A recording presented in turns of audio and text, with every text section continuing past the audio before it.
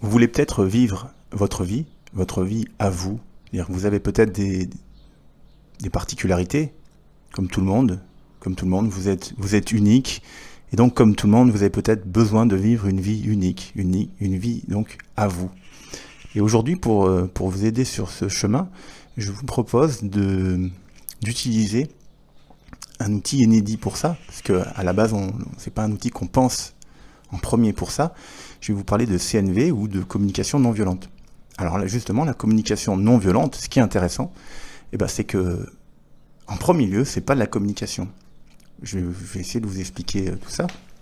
C'est pas de la communication, même si ça s'appelle de la communication non violente. Alors, dans un second temps, ça devient de la communication, mais on peut utiliser cet outil non pas pour communiquer, mais en premier lieu déjà pour savoir qui l'on est et ce qui va être important pour nous dans notre propre vie. Et pour réussir à réaliser tout ça, avec non-violence. Alors, je regarde un peu mes notes. Bon, déjà, petite explication pour les non-connaisseurs. Alors bon, si vous êtes connaisseur, ça peut vous intéresser parce que c'est pas une initiation. Je vais parler d'aspects de la communication non-violente qui sont pas connus. Et si vous n'êtes pas connaisseur, j'explique vite fait les grands principes. Donc voilà, dans la communication non-violente, on va essayer déjà de prendre conscience. Il y a quand même beaucoup cette idée d'avoir conscience de ce qui se passe en soi et en l'autre. Et notamment essayer de prendre conscience de ce qui se passe d'un point de vue factuel, sans surinterpréter la situation, prendre conscience de ses émotions, de ses sentiments, prendre conscience de ses besoins, et savoir faire des demandes explicites pour pas tomber dans des malentendus, et puis faire des demandes concrètes. Alors là, c'est extrêmement simpliste ce que je dis, mais bon, c'est pas ce qui va m'intéresser aujourd'hui de vous présenter ça. En fait, la communication non violente, ce qui est important à savoir, c'est que c'est un outil. C'est pas un but en soi, en fait. Votre but dans la vie, ça va pas être de faire de la communication non violente. Votre but dans la vie, peut-être, ça va être de faire preuve d'empathie et de créativité pour trouver des solutions à vos problèmes, à vos particularités. Et donc, la communication non violente, ça va être un outil pour ça. Ça va être un outil pour trouver l'empathie et être créatif. Alors vous allez me dire, mais comment vivre sa vie avec l'empathie ? Alors oui, parce que l'empathie, ça inclut l'auto-empathie, c'est-à-dire se connaître soi-même.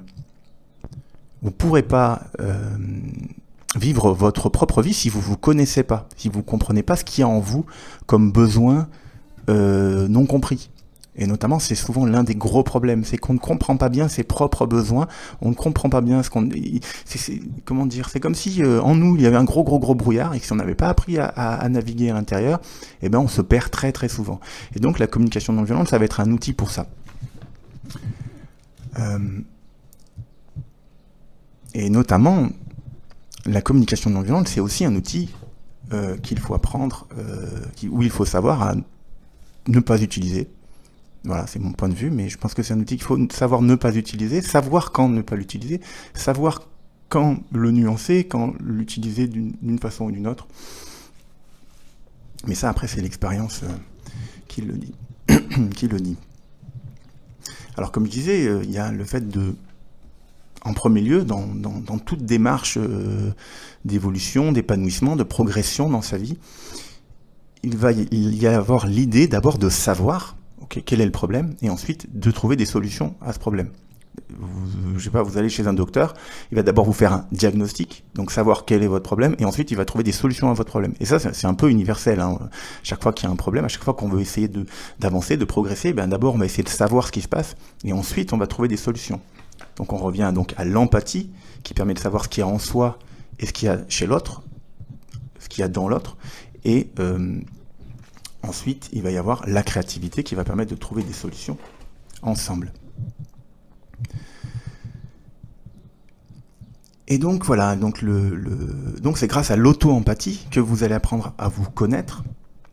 Et alors effectivement, il est bien pour apprendre à discerner des choses en soi, de savoir distinguer quels sont les faits, comment j'interprète les choses ou surinterprète les choses, quelles sont mes émotions, quels sont mes besoins. Et ça, c'est un travail à part entière. C'est pas juste connaître la théorie de ce truc.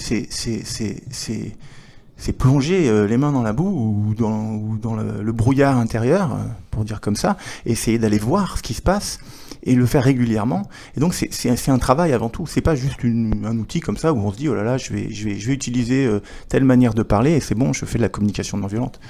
Ça peut mener à des impasses, je pense. Voilà, et donc du coup, c'est l'auto-empathie qui va permettre de vivre sa propre vie, et ensuite, effectivement, ça va permettre de la vivre avec non-violence.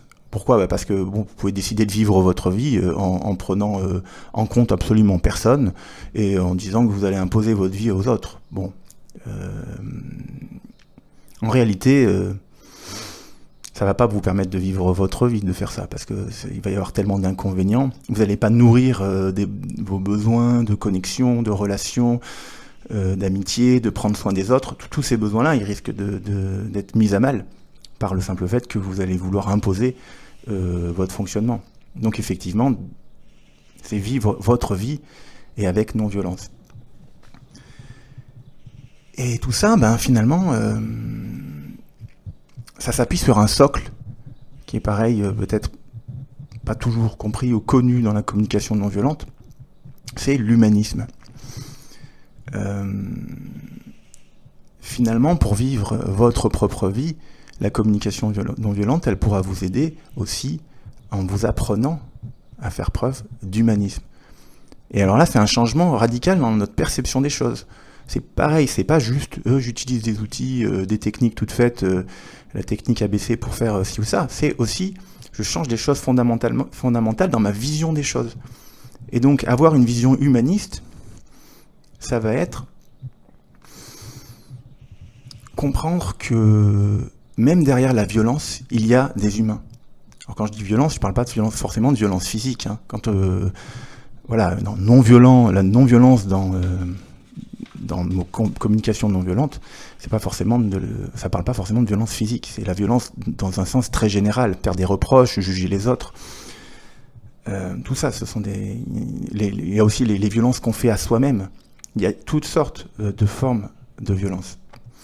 Et donc, c'est comprendre que derrière même toutes les formes de violence, il y a des humains qui ont des besoins qui sont parfois, comme je disais tout à l'heure, mis à mal, qui sont en grave déficit, qui sont pas nourris, pas satisfaits. Et donc, ça nourrit une vision effectivement très positive de l'être humain, consiste à dire que on peut progresser, peu importe où on est dans sa vie, peu importe les conneries qu'on a fait, on peut progresser, on peut avancer. Et donc, c'est une vision aussi de l'humain qui n'est pas facile d'atteindre, parce que c'est aussi en nous de juger. C'est à apprendre à accepter de sortir de la culpabilité, donc faire preuve d'empathie avec soi pour essayer de sortir de la culpabilité. Ça inclut le fait aussi d'avoir de l'empathie envers soi quand on n'a pas d'empathie.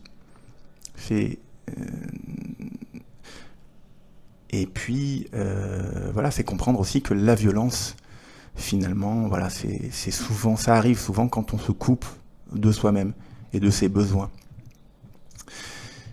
Et donc voilà, cette vision-là d'ouverture totale à l'humanité, voilà, ça demande un certain travail aussi, et je pense que ça peut vraiment ouvrir de nombreuses portes. Mais comme je disais, voilà, c'est pas juste avec un outil. Hop, on se donne 3 techniques et on pense savoir quoi faire. C'est vraiment aller chercher profondément en soi. Aller chercher au fond de soi, en conscience, ce qui se passe et aller essayer de comprendre ce qui se passe chez les autres. Et c'est ce travail-là qui va permettre finalement de vivre sa propre vie. De vivre sa propre vie en étant avec les autres, en fait. Voilà, c'est ça. Finalement, la communication non violente, ça peut vous permettre de vivre votre vie en étant avec les autres.